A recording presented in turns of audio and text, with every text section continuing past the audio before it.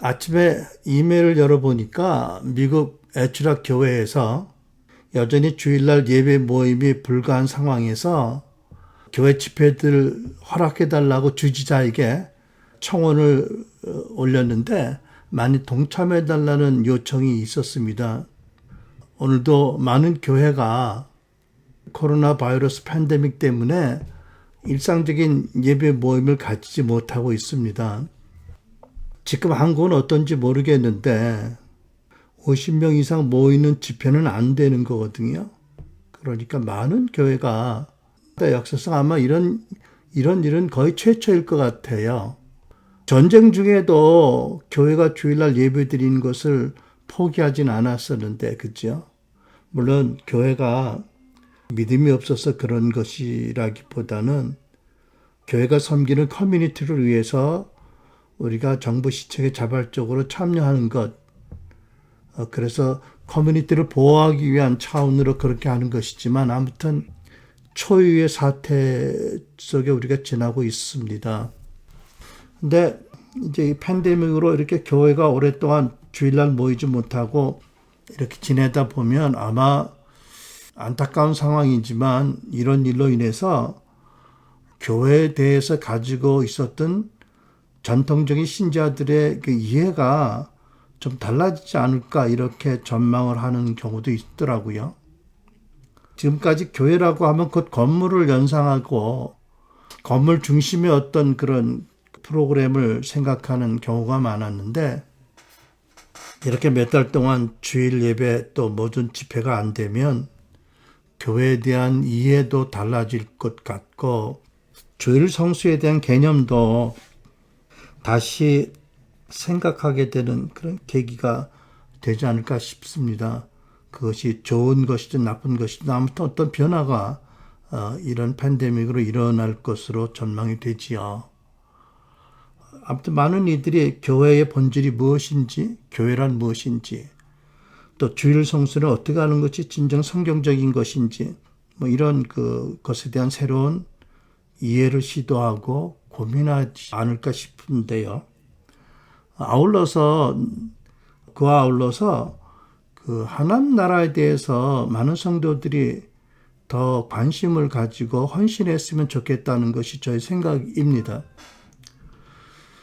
예수님께서는 마태복음 6장 33절로 너희는 먼저 하나님의 나라와 그 의를 구하라 그리하면 이 모든 것을 너에게 더하여 주실 것이다 라고 말씀하셨습니다. 오늘의 본문이 이 마태복음 6장 33절 말씀인데 어떤 성경은 이 말씀을 너희는 먼저 하나님의 나라와 하나님께서 의롭게 여기시는 것들을 구하여라.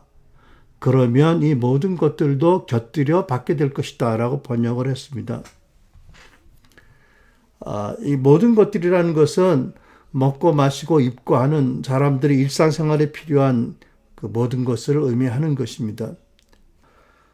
예수님께서는 제자들에게 너희는 먼저 하나님의 나라와 그 의를 구하라. 그러면 이 모든 것들을 하나님께서 너에게 주실 것이다. 이렇게 약속하셨어요. 예수님께서는 제자들에게 너희는 먼저 너희 교회와 너희 의를 먼저 구하라. 뭐 이렇게 말씀치 않으셨지요.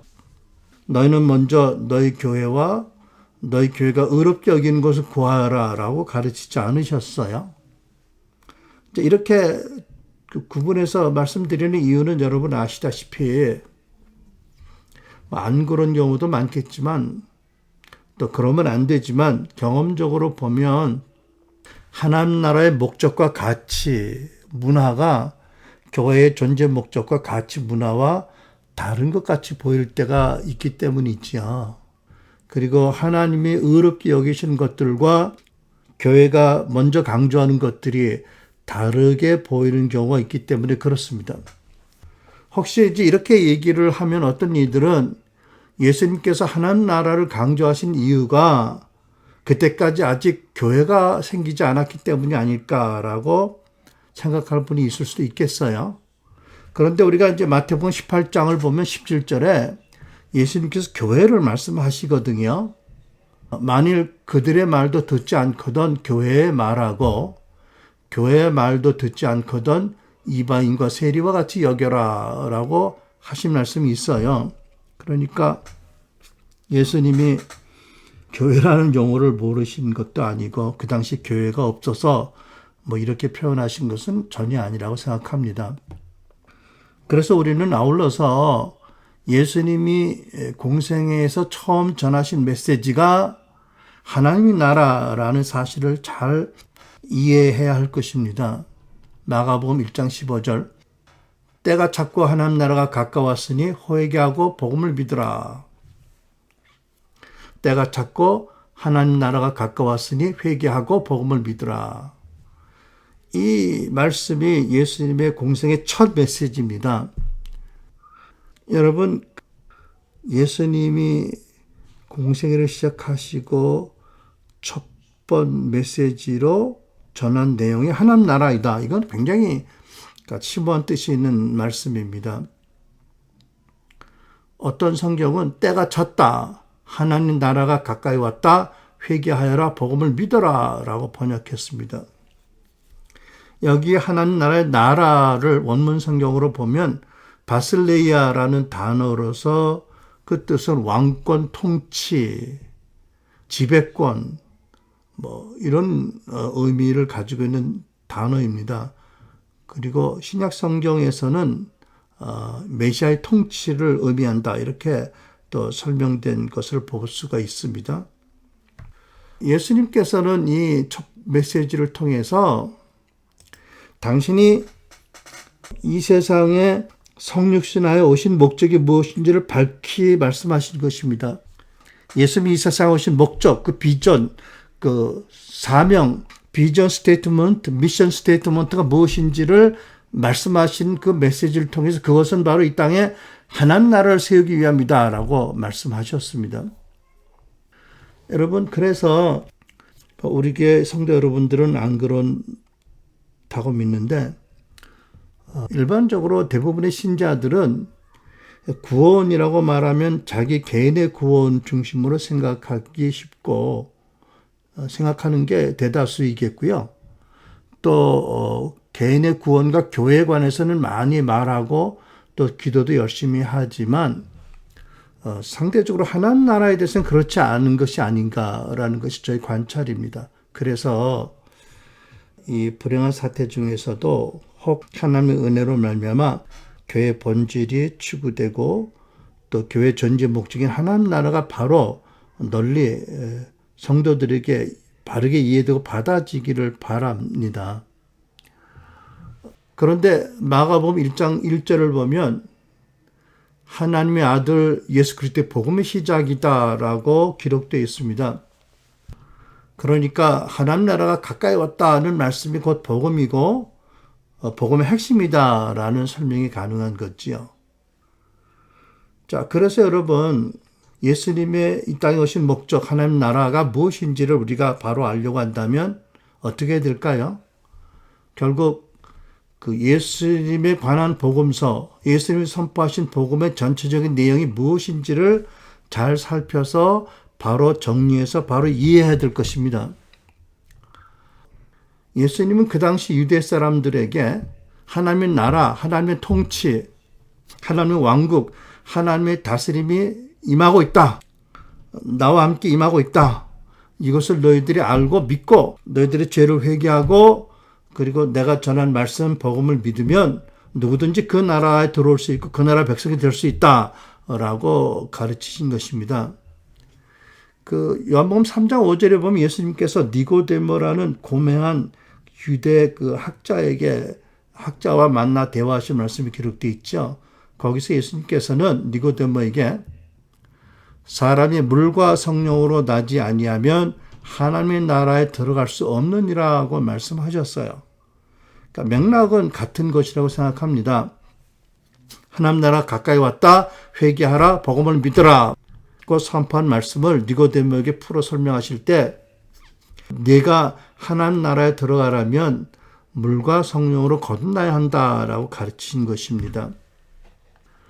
근데 그 당시 많은 유대 사람들이 세례 요한의 말씀을 듣고 죄를 깨닫고 자기 죄를 세례 요한에게 고백하고 세례요한에게 물세례를 받았잖아요. 그런데 예수님께서는 하나님 나라가 가까이 왔으니 그 나라에 들어가려면 죄를 회개하고 말씀의 물로 세례를 받고 성령으로 거듭나서 눈에 보이지 않지만 영광의 그 나라, 놀라운 나라에 들어와라 라고 복음의 초대를 사람들에게 하신 것이지요. 근데 이제 우리가 하나님 나라에 관해서 좀 더 생각해 보면, 그래서 이제 사도행전과 서신서를 읽어보면 좀 놀라운 사실이 발견이 됩니다. 사도들이 예수님이 전파하신 그 하나님 나라 복음을 그대로 전하지 않았어요. 무슨 일인가, 이것이 무슨 뜻인가를 좀 우리가 알아야 될 것입니다. 예를 들면 고린도전서 15장에서 사도 바울은 복음을 이렇게 요약했습니다. 3절, 내가 받은 것을, 사도 바울이 계시로 받은 것이요, 하나님에게서 먼저 너에게 전하였노니, 뭐를 복음을 전했는데, 이는 성경대로, 구약 성경대로 그리스도께서 우리 죄를 위하여 죽으시고, 그러니까 이 사도 바울이 전파한 복음의 첫 번째 핵심은 예수님의 십자가의 대속의 죽으심이에요. 그죠? 그 다음에 이어서 4절 보니까 장사 지낸 바 되었다가, 이것은 이제 죽으심에 대한 확증이지요. 그리고 이어서 성경대로, 다시 구약 성경 그대로 사흘 만에 다시 살아나시사라고 해서 두 번째 핵심 포인트, 부활을 강조하고 있습니다. 그리고 5절로 8절을 보면 게바 베드로에게 부활의 주님이 보이셨고, 후에 12 제자들에게 나타나셨고, 그 후에 500의 형제들이 일시에 나타나셨다. 그리고 나중에 형제들과 야고보와 나에게도 나타나셨다. 그러니까 부활의 증인들이 이렇게 쭉 있다고 설명을 하고 있어요. 그러니까 사도 바울의 경우에 당신의 전파한 복음의 핵심은 구약 성경대로 예수 그리스도 메시아가 우리 죄를 위해 십자가에서 죽으셨고, 또 구약 성경이 기록된 대로 사흘 만에 부활하셨다라는 두 가지의 핵심 포인트를 복음으로 전한 것이라는 것입니다. 물론 여러분, 우리는 배워서 압니다. 우리가 사도행전과 서신서를 잘 살펴보면 예수님께서 복음을 완성하시기 위해서, 구약의 예언을 이루시기 위해서, 또 하나님 나라를 우리에게 주시기 위해서 십자가에서 죽으셨고 부활하셨고, 뿐만 아니라 가장 모든 이름의 높이심을 받으셨고, 또 승천하셔서 하나님 보좌 우편에 하나님 나라 왕좌에 착자하셨고, 또 성령을 계속 믿는 자에게 부어주고 계시고, 또 재림하실 것이다. 그리고 현재적으로는 믿음으로 구하는 신자들 안에, 마음 안에 예수님이 거하고 계신다. 우리는 이것을 사도직 복음 7가지 핵심이라고 부릅니다만, 이제 이런 내용들이 서신서와 사도행전에 기록되어 있죠. 하지만 일반적으로 우리가 이해하는 것은 서신서와 사도행전에서 사도들이 전한 복음의 두 가지를 뽑으라면 그것은 십자가의 대속의 죽으심과 부활이다. 이렇게 이제 우리가 알고 있는 거지요. 이제 그래서 우리가 한 가지 질문을 가지게 되는 거예요. 예수님은 하나님 나라가 가까웠다는 복음을 전하셨는데 왜 사도들은 그 말씀 그대로를 전하지 않았을까? 왜 사도들은 예수 그리스도의 십자가의 죽으심과 부활을 강조했을까? 또 왜 사도행전이나 서신서를 읽어보면 하나님의 나라 또는 그 나라라는 단어가 많이 안 나오는가? 나오긴 나오지만 가끔 나오고 아주 적게 나오고, 또 서신서 4곳에는 아예 하나님 나라 또는 그 나라는 단어가 하나도 없는 경우도 있거든요. 이게 무슨 일인가? 혹시 사도들이 예수님이 전하신 메시지와 다른 메시지를 전한 것인가? 아니면 하나님 나라가 갖고 왔다는 복음과 사도들이 전한 이 복음의 핵심은 어떤 연관성이 있는가? 우리가 어떻게 이해해야 될 것인가를 생각해 볼 수밖에 없는 거죠. 근데 이제 우리가 성경을 보면 사도들이 가르치고 전파하고 기록한 서신서의 내용을 보면, 물론 당연하게도 예수님의 말씀과 구약 성경을 많이 인용했습니다. 아니, 예수님의 그 복음과 예수님의 가르치심과 구약 성경의 기초 위에 저들이 사역을 했고, 저들이 하나님 나라를 섬겼고 서신서를 기록했다고 우리가 말하는 것이 옳을 것입니다. 그래서 우리가 이것을 이해하기 위해서 구약 성경을 다시 한번 돌이켜보면 구약 성경 안에 일관되게 전해지는 중요한 핵심 메시지가 하나가 있습니다. 학자들은 그것을 언약 사상이다라고 말을 합니다. 여기 언약이란 것은 창조주 하나님께서 인간에게 주신 약속이다. 하나님과 인간이 서로 바른 관계를 회복하기 위한 약속이다라는 뜻입니다. 하나님이 그 타락한 사람들에게 메시아를 통한 구원의 언약을 주셨고 그 언약을 믿는 이들을 구원하셔서 당신의 나라의 친백성으로 삼으시겠다라는 것이 언약 사상의 핵심인 것입니다. 구약 성경이 서술하는 것은 이런 거지요.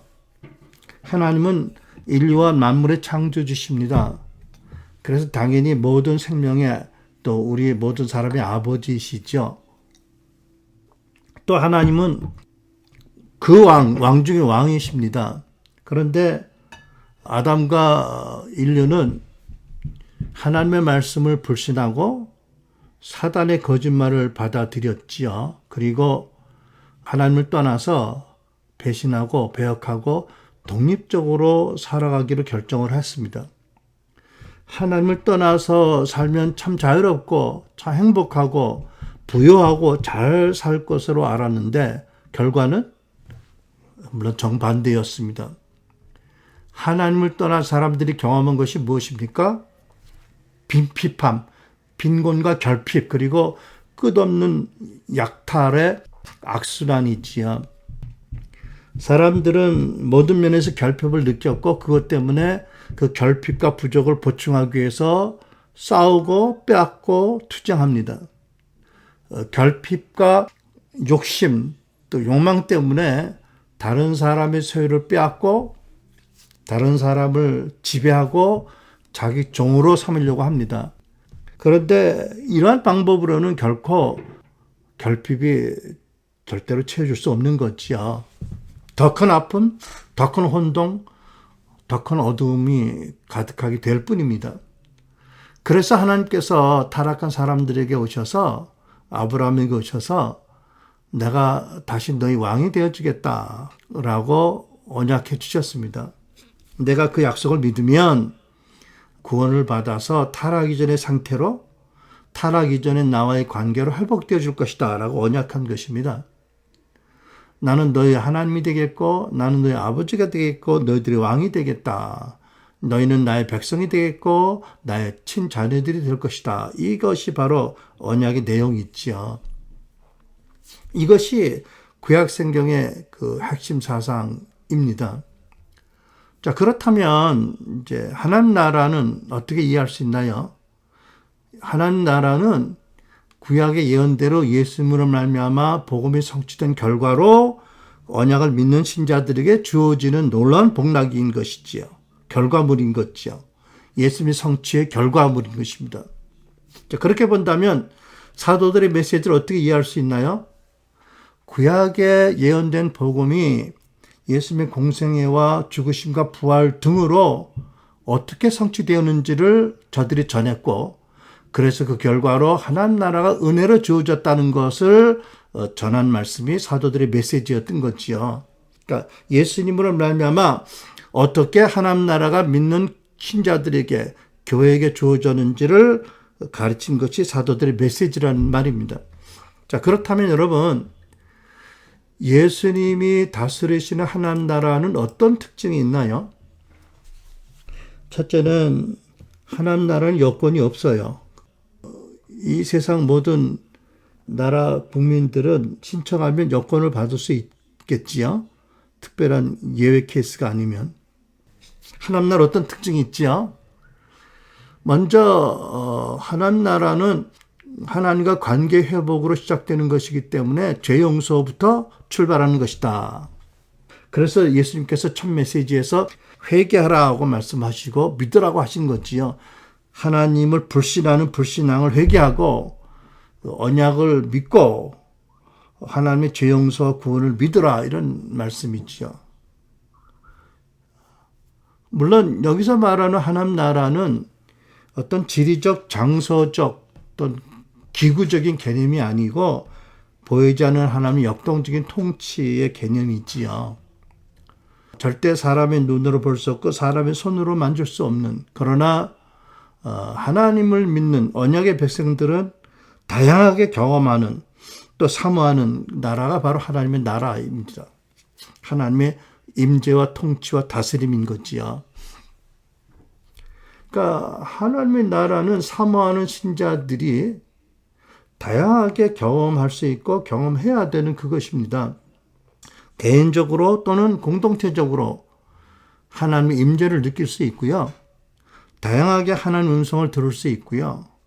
그래서 하나님의 마음과 그분의 생각과 감정이 어떤 것인지 알 수 있고, 하나님과 함께 살아가는 삶을 경험하는 것, 하나님의 인도하심과 도우심과 통치를 경험하는 것, 이것이 다양한 하나님 나라의 나타남이고 하나님 나라의 체험이고 경험인 것이죠. 근데 예수님은 하나님 나라를 주로 비유로 가르치셨지요. 특히 그 잔치 비유 그리고 혼인 잔치 비유로 하나님 나라를 설명하셨어요. 예수님의 그 당시 2000년 전은 물론이고요. 생각해 보면 내가 아직 어렸을 때에도 잔치와 명절은 평상시에 그 가난함 또는 결핍, 부족에 전혀 반대되는 상황이 일어나는 때입니다. 특별한 때입니다. 그죠? 그러니까 풍성함과 배부름을 상징하는 거예요. 그러니까 요즘 애들은 잘 모르겠는데 우리 어렸을 때만 해도 참 명절을 손꼽아 기다리고 잔치가 있다면 손꼽아 기다리고 동네 잔치도 손꼽아 기다려요. 왜? 그날은 유달리 풍성함 있고 배불리 먹고 마시는 게 있잖아요. 잔치가 아니라도 명절이 아니라도요. 집에 손님들이 왔다 가시잖아요. 그러면 손님들 왜 안 가나고 몹시 눈 빠지게 기다려요. 그리고 손님들이 인사하고 나가면 부다다닥 그 방으로 쫓아 들어가서 서로 먼저 맛있는 거 먹느라고 그러다 야단 맞고 경치는 일도 기억이 나는데, 하여튼 여러분 그때 우리가 어렸을 때만 해도 평상시의 경험은 부족한 게 많아요. 태반이 부족한 거예요. 풍성한 게 없어요. 배부른 게 없고요. 한 번은 우리 집에 웬일인지 3층 케이크 왔는데 그걸 다락에다가 올려놓고 안 주더라고. 아마 어느 집에 갖다 주려고 그랬는지 모르겠는데 아무튼 내가 너무 먹고 싶어서 참다가 드디어 그 유혹을 견디지 못해서 살짝 다락으로 올라갔지 뭡니까? 그리고 그걸 보고 있다가 그 위에 하나를 딱 띄워 먹으면 표가 안 날 것 같아서 딱 띄워 먹어봤더니 그러고 보니까 표가 엄청 나는 거예요. 그래가지고 얘라 모르겠다. 이왕 주고 나서 하나 먹으라 보자 하고 다 먹어버렸어. 3층 케이크. 그리고 아마 그 다음에 기억이 없어. 내가 기억 안 하기로 했던 것 같아. 그러니까 요즘은 상상이 안 되는, 그러게 2000년 전에 얼마나 되었을까요? 그러니까 이 혼인잔치를 비유한 하나님의 나라에는 이렇게 풍성함, 기쁨, 만족함이 가득한 거예요. 그러니까 우리의 구원은 하나님 나라의 무한한 부요함, 즐거움, 자유함, 풍성함에 참여하는 것이지요. 그러니까 모든 부족과 결핍과 아픔이 넘치도록 해결되는 것이 구원이고 그것이 하나님 나라의 삶인 거지요. 그 반면에 사단의 나라의 특징은 뭐죠? 죄와 사망이죠. 죄와 죽음입니다. 사단이 다스리는 영역은 죄의 더러움과 죽음의 세력이 가득합니다. 어둠이 가득합니다. 그 사단의 나라 안에는 결핍과 욕구 불만과 분노와 슬픔과 아픔과 경쟁과 시기, 다툼, 갈등으로 가득합니다. 모두가 다 부족하니까 부족한 중에 조금 더 가지려고 악의 다툼을 할 수밖에 없는 거지요. 그러기 위해서는 더 능력을 갖춰야 되고 더 많은 힘이 있어야 되고 더 많은 지식이 있어야 되고 더 많은 지위와 권세가 있어야 되고 그것을 가지고 남의 것을 더 많이 빼앗으려고 하는 것입니다. 그러니까 힘이 약한 사람은 그 가진 그 조그만 것도 빼앗기지 않으려고 온 힘을 다해서 숨기고 저항하고 몸부림쳐야 하는 거지요. 그러니까 부족함과 제한함 가운데서 서로 착취하고 경쟁하고 빼앗는 것이 사단의 나라의 특징입니다. 그러니까 사단의 나라에서 모든 인간들은 서로를 노리는 늑대가 되는 거지요. 그래서 이제 그렇기 때문에 예수님께서는 하나님 나라를 혼인잔치 비유로 설명하셨어요. 얼마나 풍성한지를 우리에게 알게 하시기 위한 거지요. 그 외에 하나님 나라의 독특한 점들이 있다면, 첫째는 하나님의 나라는 미래에 임할, 우리가 실제로 경험할 임할 나라입니다. 이 미래에 임할 그 실제라는 표현 속에는 우리가 죽음의 문을 지나서 요단강을 건너서 들어갈 내세 천국이 포함되어 있고, 아울러서 예수님이 재림하시면 이 지상에 세워질 영원한 나라가 포함되어 있는 것입니다. 두 번째는 그럼에도 불구하고 현세적으로 예수님을 통해서 실현되고 있고 경험되어지는 나라가 있습니다. 우리가 오늘도 지금도 예수님 안에서 경험하고 누리는 그 나라를 말하는 것입니다. 누가복음 11장 20절 보면 내가 만일 하나님의 손을 힘입어 귀신을 쫓아내는 것이면 하나님의 나라가 이미 너에게 임하였느니라는 말씀이 있습니다. 예수께서 성령의 권능으로 귀신을 내어 쫓는 것은 동시에 하나님 나라가 거기 임하는 증거다라는 말씀이 있지요. 그러니까 축사는 귀신이 쫓겨나면 성령의 권능으로 귀신의 심을 제어하시고 그 귀신의 심에서 억압받던 사람을 구원하는 사건이 축사있지요. 그러니까 귀신이 쫓겨나가는 것은 그 사람 안에 하나님 나라가 임한다는 그 반대 표직인 것입니다. 하나님의 구원과 나라와 통치가 실제적으로 임하는 것을 나타내는 사건 중에 하나가 축사인 것이요. 뿐만 아니라 예수님께서 모든 병인들을 만나시는 병인들을 고치셨는데 이 병인들의 치유도 동일하게 하나님 나라가 임하고 있다는 표적이지요. 또 죽은 나사로가 살아난 것, 대낮에 아무도 나오지 않은 뜨거운 대낮에 우물가에 나온 사마리아 여인을 구원하신 것 마찬가지로 하나님 나라가 그들에게 임하는 것의 그 증거이고 나타남이고 사례들입니다. 또 한 가지 하나님 나라 특징에 대해서 우리가 기억할 것은 무엇이냐면 이 하나님 나라는 우리가 현재 경험하는 하나님 나라는 또 우리가 하나님 나라에 살아가는 우리의 삶은 매우 긴장 관계 안에 있다는 사실입니다. 그러니까 우리는 현재 예수님의 초림과 더불어 임하기 시작한 하나님 나라 그리고 예수님의 재림으로 완성된 하나님 나라의 중간계에 살고 있기 때문에 영적 전쟁의 큰 그림으로 보면 우리는 하나님 나라가 임하고 있고 하나님 나라가 사단의 나라를 축출하는 전쟁터 안에서 우리가 살고 있다는 사실입니다. 그러니까 여러분 우리 모두는 그리스도에 충성된 군사가 되어야 될 이유가 여기 있는 거지요. 하나님 나라가 이 세상을 침노하고 있는데 사단의 나라를 공격하고 있는데 마치 박쥐 같은 존재로 크리스찬이 존재할 수 없다는 거죠.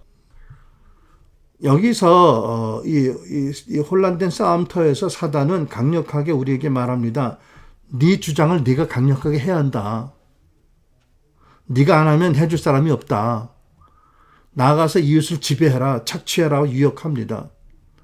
근데 성령님은 하나님을 믿되 구체적으로 의지하고 살아라. 그리고 이웃을 내 몸같이 사랑하라고 말씀하십니다. 사단은 타락한 육신성을 따라 살도록 미혹하고 하나님은 성령의 말씀을 따라서 예수님의 마음을 가지고 살라고 권하십니다. 그러므로 오늘 하나님 나라를 사는 우리들은 매 순간 이런 도전을 받게 됩니다. 내가 이 순간에 성령님을 따라 살 것이냐 아니면 육신을 따라 마귀를 따라 살 것이냐 이런 선택의 연속이 사실은 오늘날 우리의 삶의 모습이고 특징입니다. 우리가 그 순간마다 육신을 따라 살 것인지 마귀를 따라갈 것인지 아니면 성령을 따라 예수님의 마음을 가지고 살 것인지를 선택하고 결정해야 합니다. 그리고 뭐 축사는 물론 축사를 비롯해서 육신의 치유 사역과 여러 가지 능력 사역이 우리가 초림과 재림의 중간기에 살기 때문에 개인적인 다른 요인이 있을지라도 가장 큰 우리가 조절할 수 있는 어떤 이유로 인해서 우리의 은사를 통해서 나타난 하나님의 능력이 때로는 밀물같이 나타나고 썰물같이 안 나타날 수도 있는 것입니다. 여러분, 이것을 우리가 잘 알고 우리가 능력 사역을 해야 됩니다. 왜냐하면 우리는 예수님이 아니잖아요. 예수님을 닮아가야 되지만. 사도 바울도 모든 병자를 위한 기도에 승리한 건 아니거든요. 사도 바울도 디모데를 위해서 기도를 왜 안 하셨겠습니까마는 어떤 이유인지 치유가 안 되니까 포도주를 마시라. 디모데에게 포도주를 마시라고 권면하시잖아요. 그 선교팀의 일원이 병들었을 때 들에 모여 두고 왔다. 뭐 이렇게 말씀하는 걸 보면 정직한 그런 서술이에요. 사도 바울도 어느 누구도 병자를 위한 기도가 100% 응답된 사람 없어요. 그리고 응답되지 않은 이유 중에 하나는 무엇이냐면 본인이 뭐 얼마나 성령 충만을 유지하고 있느냐 뭐 이런 개인적인 차이도 있지만 가장 큰 근본적인 배경은 뭐냐면 우리는 중간기에 살고 있기 때문에 하나님 능력이 썰물같이 나가고 때로는 밀물같이 들어온다. 그러므로 우리를 통해서 나타나는 성령의 능력으로 우리 스스로가 무엇이 된 것처럼 자고하지 말아야 된다는 교훈을 또 생각해 볼 수 있는 거지요.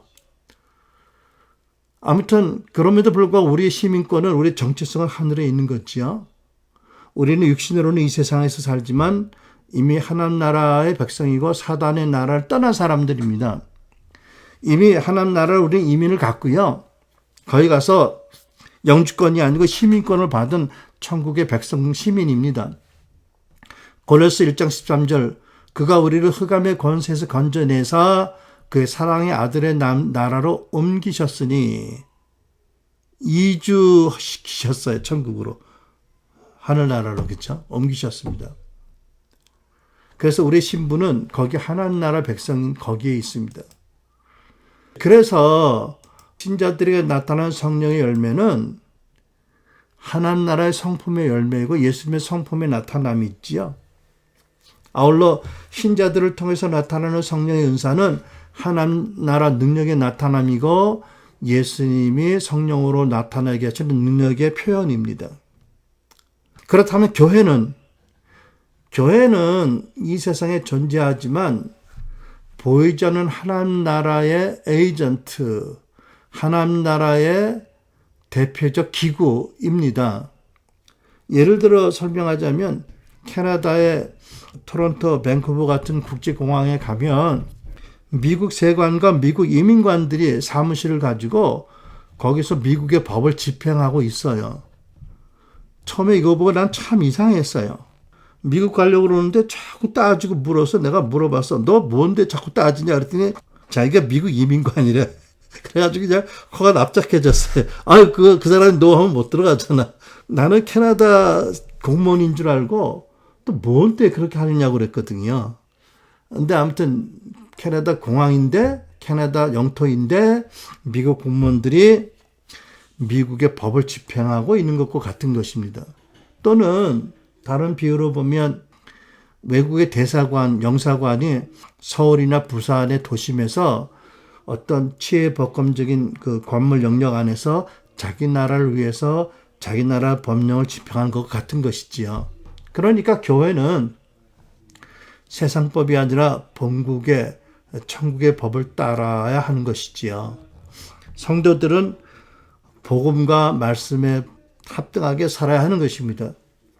그렇게 살수록 우리에게 더 많은 성령의 열매가 맺히고 또 하나님의 살로움이 평강이 더 크게 임할 것이고 성령의 은사들이 더 뚜렷하고 강력하게 나타나게 될 줄로 믿습니다.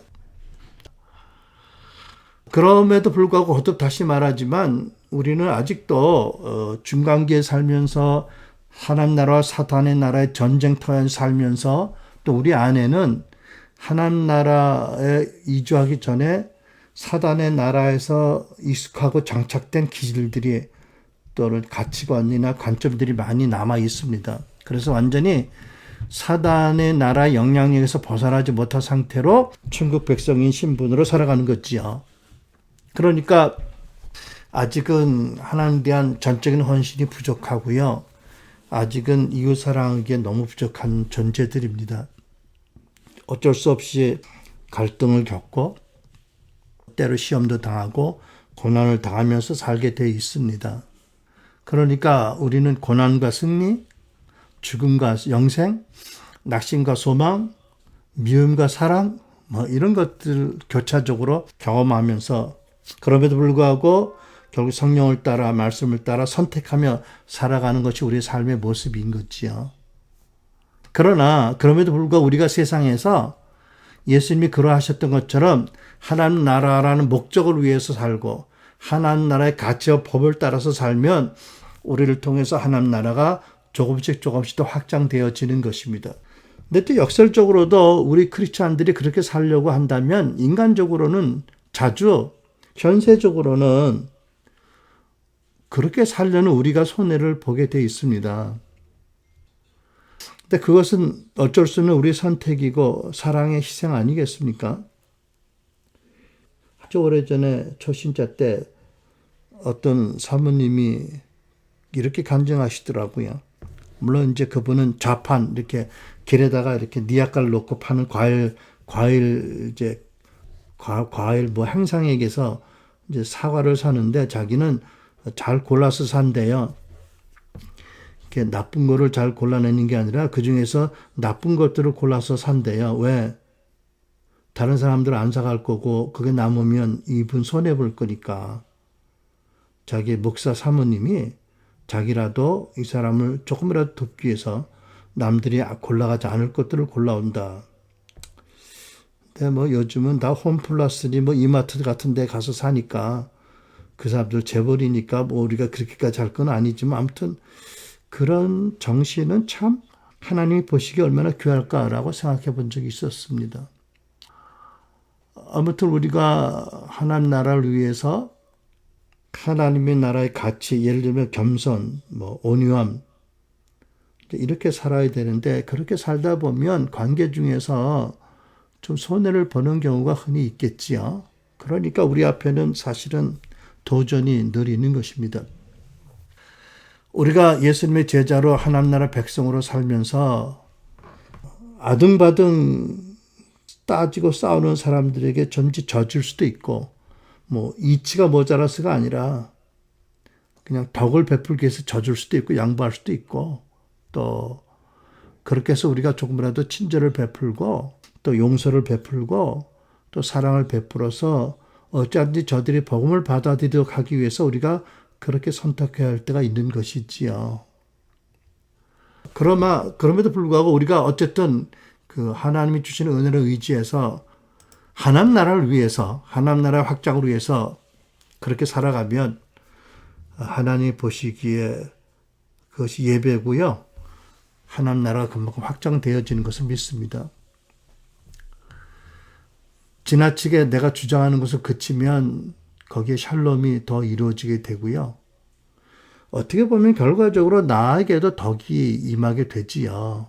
여러분, 우리가 더 복음을 열심히 많은 이들에게 전하고 제자들을 세우면 하나님 나라 확장이 되고 구원이 확장이 되잖아요. 그러면 사회가 좀 더 아름다워지고 안전해지고 결국은 우리와 우리 자녀들이 좀 더 복된 환경에서 살게 되는 거 아닌가요? 무엇보다도 그렇게 살려고 헌신하는 우리에게 하나님의 그 기뻐하심, 하나님의 나라의 의와 희락과 평강이 임하기 때문에 유익과 축복이 큰 것입니다. 이것이 예수님이 말씀하신 복음을 위한 고난이고 십자가를 지고 살아가는 삶의 보상인 것지요. 현세적인. 물론 영원한 천국의 보상은 말할 수 없는 영광으로 약속되어 있고요. 결국 복음을 위한 고난, 자기 십자가를 지고 이타적으로 살기 위해서 노력하는 삶이다. 그런데 우리가 이제 그렇게 하는 이유가 있는 거지요. 그냥 도의적으로 인간적으로 하는 게 아닙니다. 우리에게는 하나님의 나라가 있고 하나님의 언약이 있기 때문에, 복음이 있기 때문에 그런 것이죠. 그것이 얼마나 영광스러운지, 얼마나 부유한 것인지, 그것이 얼마나 영원한 것인지 우리가 알기에, 우리가 충분하지 않아도 우리가 넉넉히 알기에 우리는 이 세상에서 양보하고, 먼저 용서하고, 친절을 베풀고, 사랑을 베풀고, 사랑받을 자격 없는 사랑에도 은혜와 사랑을 베푸는 사람들이 되는 것. 그게 하나님 나라를 섬기신 예수님의 삶의 모습이고 우리가 가야 할 모습, 우리가 취해야 될 모습이라고 믿습니다. 자, 그렇기 때문에 오늘 설교를 마치기 전에 한 가지 질문을 스스로에게 여러분에게 하고 싶습니다. 로마서 14장 7절에 하나님의 나라는 먹는 것과 마시는 것이 아니요 오직 성령 안에 있는 의와 평강과 희락이라고 하셨습니다. 지금 여러분의 삶 안에 하나님 나라로 인한 의, 평강, 희락이 얼마나 충만한지요. 지금 여러분의 마음 안에 하나님이 주시는 의, 평강, 희락이 없다면 이는 단적으로 말해서 신분적으로 이미 하나님 나라 아들, 딸이고 백성이지만 현재적으로는 하나님 나라 백성답게 살고 있지 않다는 반증이 되겠습니다. 그래서 역시 하나님 나라를 말씀할 때 하나님께서는 회개하라고 말씀하십니다. 회개하라. 너희 안에 내가 주는 의와 희락과 평강이 충분하지 않다면 너는 하나님 백성이로되 하나님 나라 백성답지 않게 살고 있는 것이니 회개하라고 말씀을 해줘야 합니다. 그리고 어떻게 해야 될까요? 예수님이 이 땅에 오신 목적 그 나라를 위해서 오셨고 그래서 하나님께서는 그 예수님에게 당신의 모든 것을 부어주셨는데 우리도 그 나라를 위해서 우리 개인의 복락보다는 그 나라를 위해서 하나님께 예수님이 주신 그 은혜를 구하는 것이 마땅하지 않을까라고 생각합니다. 여러분 이런 면을 한번 생각해 보세요. 예수님이 이 땅에 계셨을 때 지금도 그렇지만 그때도 여전히 세상에는 모든 더러움과 추악함이 가득했습니다. 또 어떻게 예수님께서 그 세상을 판단하고 미워하지 않으시고 또는 지치지 않으시고 한결같이 세상을 사람들을 사랑하시고 그렇게 섬기실 수 있으셨을까? 물론 그분은 우리 같은 존재가 아니고 그분은 사랑이시고 거룩하신 하나님이니까 그럴 수 있다라고 말하면 됩니다. 그러나 예수님이 공생의 모든 그 언행이 말씀과 가르침과 행하심이 우리들을 위한 것이고 또 우리들을 위한 섬김이고 우리를 위한 모범이라면 예수님의 삶의 모습과 섬김과 사역 안에도 평범하고 또 연약한 우리를 위한 어떤 교훈이 또 모범이 있지 않을까요? 그렇게 생각해 본다면 우리가 몇 가지를 우리가 찾을 수가 있을 것입니다. 나는 그 중에 하나가 히브리 1장 9절의 말씀이라고 믿습니다. 히브리 1장 9절은 하나님께서 당신의 아들 예수 그리스도에게 기쁨의 기름을 부으셨다라고 말씀합니다. 주께서는 의를 사랑하고 불법을 미워하셨습니다. 그러므로 하나님 곧 주의 하나님께서 기쁨의 기름을 주께 부어 주의 동료들보다 높이 뛰어나게 하셨습니다. 그래서 제가 깨달았습니다. 그 기쁨의 기름 부음이 있으셨기 때문에 이 세상의 그 추악함과 그 사악함과 그 말할 수 없는 고통과 더러움에도 불구하고 세상을 단죄하지 않으시고 세상을 지겨워하지 않으시고 세상에 사는 것을 지쳐하지 않으시고 그렇게 사셨구나. 이유가 있으셨구나를 깨닫습니다. 또 다른 교훈은 사도행 10장 38절에서 보게 됩니다. 하나님께서 나사렛 예수에게 성령과 능력으로 기름 부으신 것과 하나님께서 예수와 함께 하심으로 이런 말씀이 있습니다. 하나님께서 성육신하신 그 당신의 아들 성자 하나님에게 성령과 능력을 기름 부으셨다. 그리고 늘 함께 하셨다라고 말씀합니다. 여러분 몇 주 전에 생각해 보았죠. 예수께서 십자가에 달리셔서 대속의 죽음을 당하시고 그 극한 고통 당하실 때 하나님 아버지께서 그 아들 안에 계셨다. 늘 아들과 함께 계셨어요. 근데 성령님이 하나님의 성령님을 보내서 늘 우리와 함께 계시고 우리 안에 계시게 하시잖아요. 그죠? 또 성경은 성령 충만을 받으라, 은사를 구하라, 기름 부음을 구하라, 성령을 구하라 하고 말씀하잖아요. 이것이 다 오늘날 하나님 나라를 살아가는데 필요한, 하나님 나라를 증거하고 그 나라의 백성들께 살기에 필요한 근본적인 은혜의 원천들이잖아요.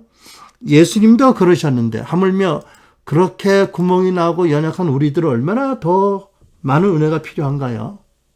여러분, 성령께서 우리 안에 지금도 함께 계십니다. 그래서 우리를 가르치시고 죄를 깨닫게 하시고 자비하심으로 회개케 하시고 위로하시고 힘주시고 인도하시고 은혜 주십니다. 은혜를 깨닫게 하시지요. 또 성령께서는 오늘 이 시간에 우리에게 너희가 구원받은 목적이 너희 개인의 영원한 구원과 복락만을 위한 것이 아니다.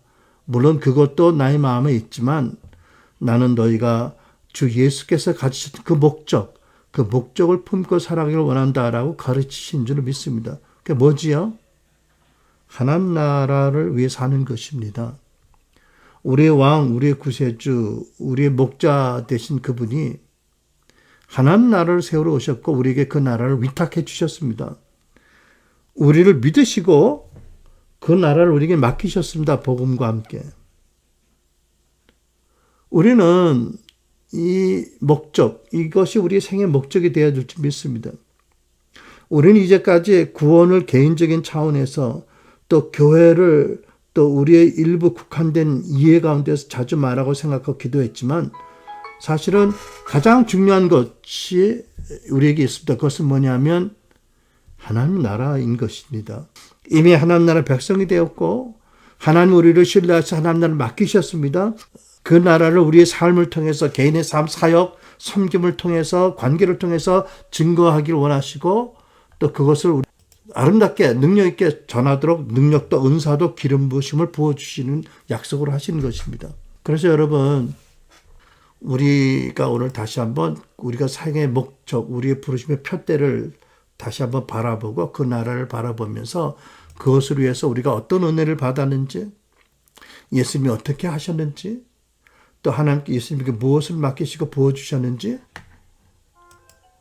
우리가 그것을 성경적으로 다시 돌아보면서 우리도 그 목적을 위해서 그 나라를 위해서 우리도 예수님이 받으신 것들을 우리가 구하면서 우리가 다시 한번 우리의 삶의 모습을 단정하게 정리하고 세우고 우리의 발걸음을 세우고 다시 나아가는 그런 시간이 되기를 바랍니다.